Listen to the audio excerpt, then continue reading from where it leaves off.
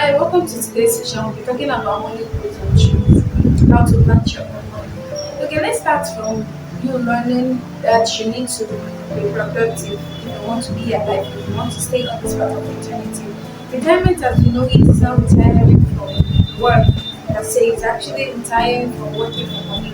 You can actually retire from working for money, but you can't retire from work because the day you retire from work, yes, you are actually inviting them, it's an invitation to them. That's why you see a lot of people when they retire from work, they die off because this place is for work, is not a place for rest. Anybody who says they want to rest, they actually want to retire, they are unconsciously inviting them.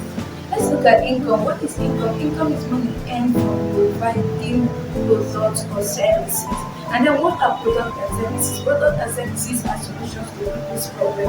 So if you want to make money or you want to get more income, you have to understand that whatever that will give you this money is a solution to people's problems. So where to start from is what problem do you want to solve? Who do you want to solve the problem for, and how do you want to solve the problem for them? So you have to identify the problem to solve, identify who has the problem, and then identify how you solve the problem. For example, if you're hungry and you go to a fast food to eat food, they'll tell you a plate of food goes for 3,000 naira and you pay and you eat it. But when you go to the market to buy a cup of rice and they can't tell you like a cup of rice is 10,000 naira and you buy without shouting. Why? Because the problem they are solving is different. The market woman is just solving the problem of availability of raw material. They didn't cook it for you, the time to cook, the knowledge to cook and all that. They didn't take that stress away from you, but the fast food they took away availability of raw material, cooking, knowledge to cook, that the food is ready by the time you are ready to eat it and all that. Because they solve more problems for you, that's why they were able to charge more.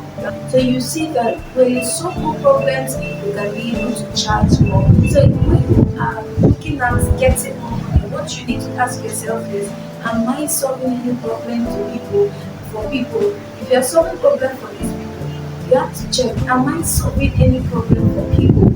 If you find the problem you are solving, now ask yourself, this solution I am giving to them, how am I charging for it? Am I charging all that or am I charging more? Or how do I charge appropriately for the solution that I'm bringing? Some of us we don't even charge for the solution we bring because we do not identify them as solutions to problems. So we allow people to pick their brains, the things that we should package in a solution and have people buy them. We just give it that free of charge to them and they are picking our brains because they don't understand that there's a solution that we're bringing to the problem. So for you to earn money, you must be a solution provider to a problem. You have to understand for whom that you are providing a solution to or to whom that you're solving the problem to. That's the first point. So money it does not answer to how hard you work. It answers to the problem that you're solving and to the number of people that you're solving the problems for. So somebody can be solving a little problem and be working so hard. Let me use a truck pusher. They are carrying just some load and they are carrying it, they are solving a little problem probably for one person. Let's look at Mark Zuckerberg or Bill Gates. Okay, Bill Gates is solving the problem providing softwares like Microsoft for companies, for people, for individuals, and he's solving this problem on a large scale for practically the entire world. So he could charge for it. You see the enormous problem the value of the problem he's solving and the margin of the people to which he's solving the problem. That's why he's wealthy.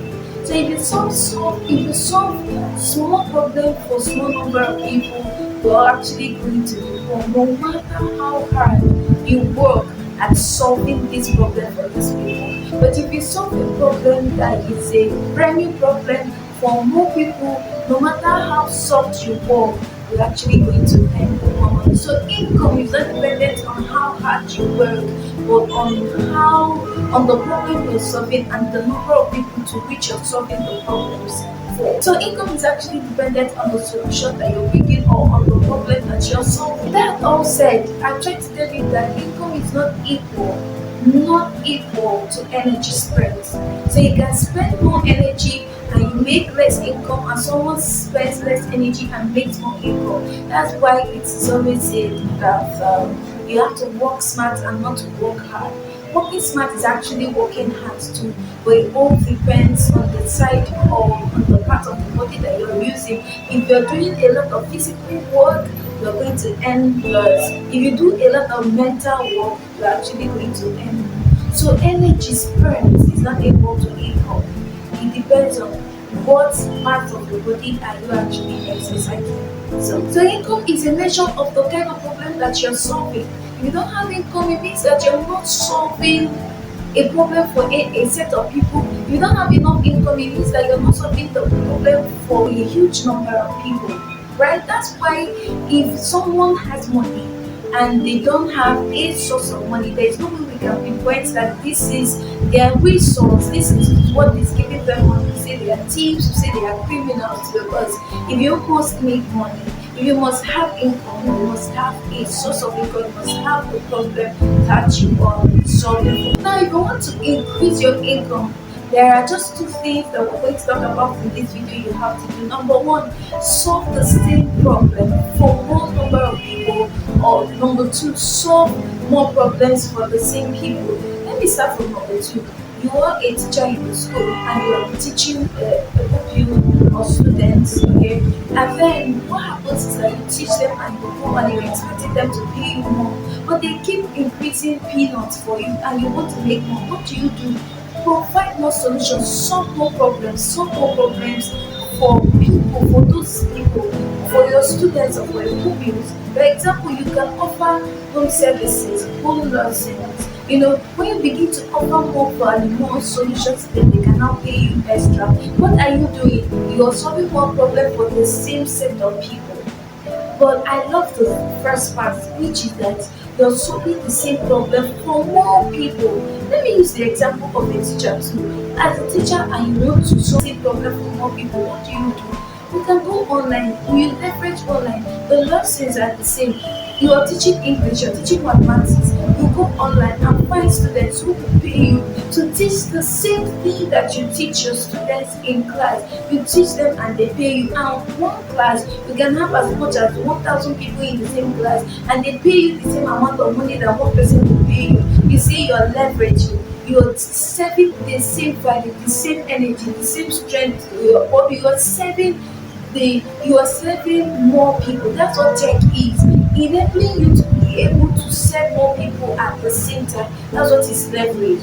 Remember, if you want to make more money, want to increase your money, or even want to start making income, think about solving problems for people, packaging the problem, understanding who you're solving the problems, and deciding, are you solving more problems for the same people? Are you going to solve the same problem for more people? I prefer you solve the same problem for more people because it will allow you to automate some more. Thank you for listening. Share this video, like, comment, and subscribe to our YouTube channel. If you know more on this channel, this is called Post Connect Certification that helps couples connect with each other, connect with themselves, connect back to their dreams, the world, and the stakeholders in their lives. Thank you, and you have a beautiful moment.